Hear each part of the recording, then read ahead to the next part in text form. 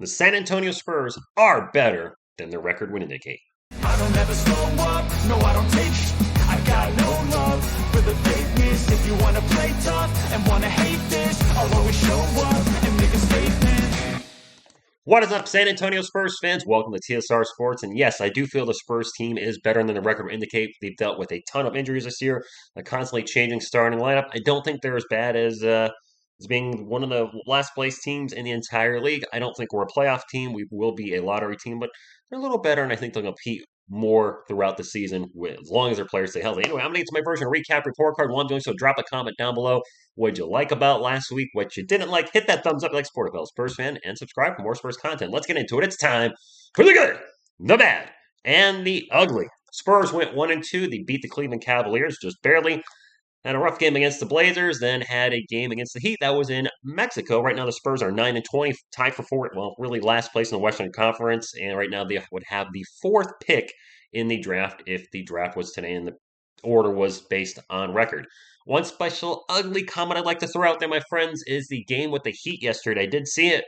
I was in Mexico, and that was supposed to be a home game, but that felt like a away game a lot of the time with "Let's Go Heat" chants and boos for our guys. I don't know, this just felt weird. I'm like, Mexico's not that, it's not. It's closer to San Antonio than Miami, and that really felt like an away game at times. Anyway, let's talk about our guys. First off, Zach Collins. He'll be back to the backup role, if you will, with Jakob Poeltl back. That being said, I thought Zach Collins did have a good week for us last week. Yeah, he struggled a little bit with the turnovers and the personal fouls, but I still thought he had a much solid outing. And if he can give us, contributions like this on a somewhat regular basis, 10 points, 7 or 8 rebounds, 4 or 5 assists, then he will be a very valuable asset as a backup center. Welcome back, Jeremy. You don't mess with the Sohan.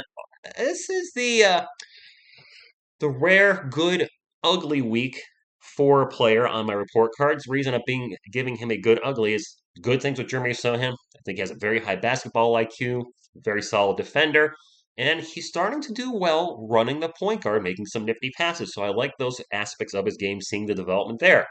However, his shooting left a lot to be desired. Granted, it was a limited amount of shots, but 27% from the field, missed all his three-point attempts, missed all his free throws. Yeah, that's going to be the biggest part of his game that needs to improve. Is he's going to be a starter in the NBA over the next decade, especially with our Spurs. Up next, Keldon Johnson.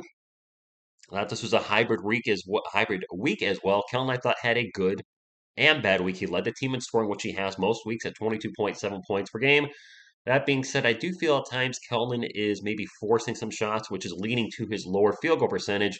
He's trying to be the guy, and that's good that we have a guy that's trying to be the guy, but he doesn't need to be the guy all the time, and maybe he should look for his teammates just a little bit more, which would bring his assist numbers up, which would be great, but just instead of forcing as many shots or just putting his head down, getting into the lane, maybe make some adjustments because I think teams are adjusting to him. I don't know if it was the Heat game or maybe the Blazers game. He had a solid first half, and then it kind of tapered off. Teams will adjust to what you're doing, and he's going to have to adjust as well. Overall, though, I'm glad to see he's not on the ugly side of things, Spurs fans. Up next, welcome back to the starting lineup, Devin Vassell. This is actually kind of a bad week for Devin. He's still showing his ability to create his own shot. His defense was good in some games, not so much, especially last night against the Heat. And the shooting percentage, a rare bad week for Devin shooting wise, and that's more really the reason I'm giving the bad rating, if you will. 36% from the field, 29% from beyond the arc. He was making the shot or taking the shots, and just wasn't making the shots. Just an off week, not worried about Devin. I'm sure he'll be better this week and moving forward. And last but not least, our starting point guard, Trey Jones. I saw someone give him another hybrid, a good and bad week, where there were some things I like seeing. He really helped out in the fourth quarter versus I think it was the Cavs. He scored like 7 points, had a few assists. Shots. Where did Trey Jones' 3-point game go? Oh my chair just went up while I was saying that. Where did it go? He was shooting a 3-pointer well to start the season, and now it has just totally disappeared. So there's that, and also I felt like some of his decision making wasn't the best. I believe he had like 3 or 4 turnovers versus the Cavs and 3 or 4 turnovers versus the Heat, so it was just a little more loose with the ball than normal.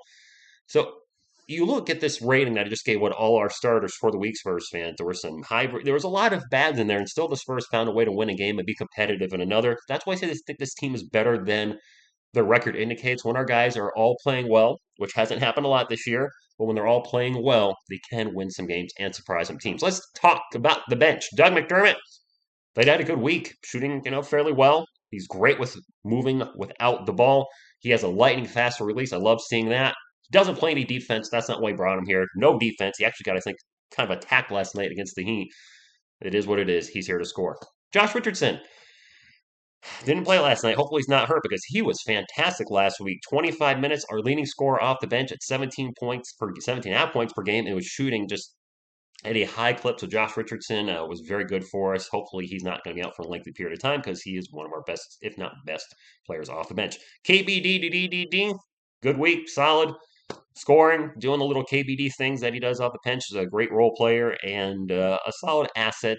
Probably will never be a long-time starter in the NBA, but he's definitely carved out a nice niche with our San Antonio Spurs. Malachi Branham, you know what? This is a good week for Malachi because he had his best game of his career versus the Heat last night.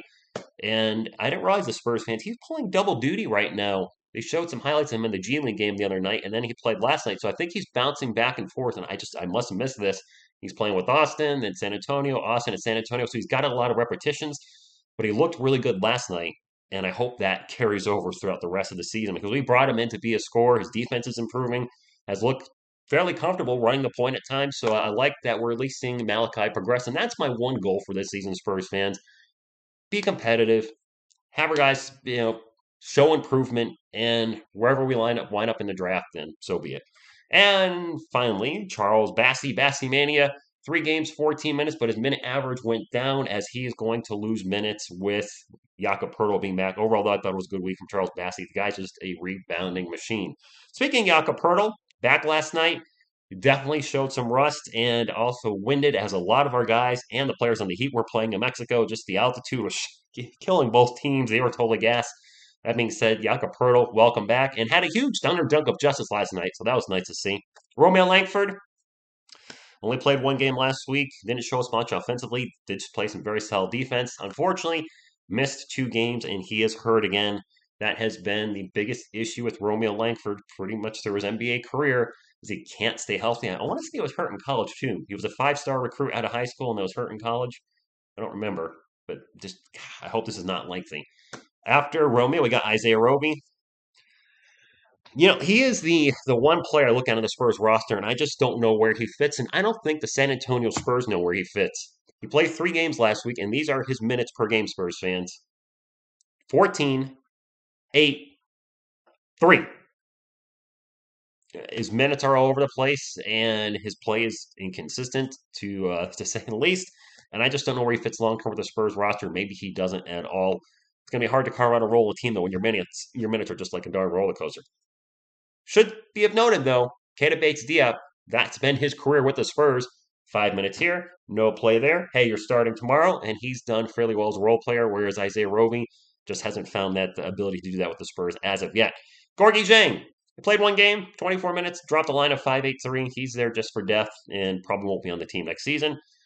Some good news, Spurs fans. Blake has been playing in the G League. Blake Wesley should be back, I would assume, in a week or two. Maybe the Spurs will hold him off until next year at the start of the year. We don't have a ton of games because of the holidays, I believe, come until New Year's. So, Blake Wesley, we need a true backup point guard, and he should be back very soon. Some Spurs news I'd like to go over that I didn't get a chance to do a video on. This news happened on Tuesday. I was at a funeral, so the last thing in my mind was doing these Spurs videos. Alize Johnson is back to the G League. I think I saw him there last night, or the previous night, and we signed Stanley Johnson. Who is Stanley Johnson? Well, if you don't know, he's a 6'6", small forward, power forward. He is 26 years old in his 8th year in the NBA, on his 5th team right now at our San Antonio Spurs. He's a lifetime field goal percentage of 38% and 30% from beyond the arc.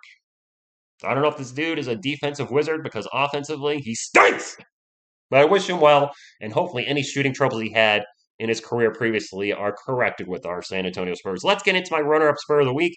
Man, it was kind of tough to pick the runner-up and player of the week because so many guys missed the game here or there. There was a lot of inconsistent play. This is more default runner-up Spur of the week because he led the team in scoring. So I'm giving the runner-up Spurs of the week to Kellen Johnson. Of course, if you have somebody else you would have given this to, I probably would not make an argument whatsoever. But he did score a lot of points for us, and we need some scoring to win games. And then my player of the week, and I think this is his first time up here, and I just realized I don't have his picture, so I'm going to go pull it now. We'll do the drum roll, and I have no idea what this picture is going to look like when I pull him up. It might be huge. Nope, it's just about normal size.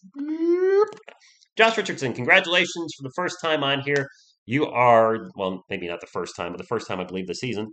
Our Spur of the Week. He was fantastic off the bench, and he gives us just almost you get off the bench when he's good to go and when he's on. So congratulations, Jay Rich. Sorry I forgot to put your picture up. Still fighting. I'm still down with the sickness, as you can probably hear in my voice. Up next for our San Antonio Spurs, the Houston Rockets, the New Orleans Pelicans. Again, it's like what the third time we've already played them this year. And finishing out with the Orlando Magic, another team that's at the bottom of the barrel, if you will, when it comes to draft picks. So that should be an interesting game to say the least. I will be calling the Rockets game. I think that's tomorrow night. The Pelicans game, I believe, is Thursday. The Magic game is on Friday. I'll not be calling the Friday night game. And then we'll be going off into Christmas, where we'll all have like a short little break.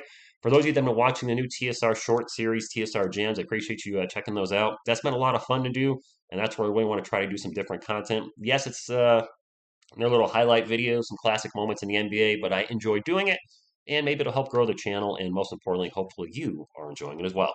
That's all I got. I'll see you tomorrow night for the Spurs and Rockets. Actually, just realized we have two games for the battle of the bottom of the NBA when it comes to draft order. That's all I got, though. Thank you, and as always, go Spurs, go!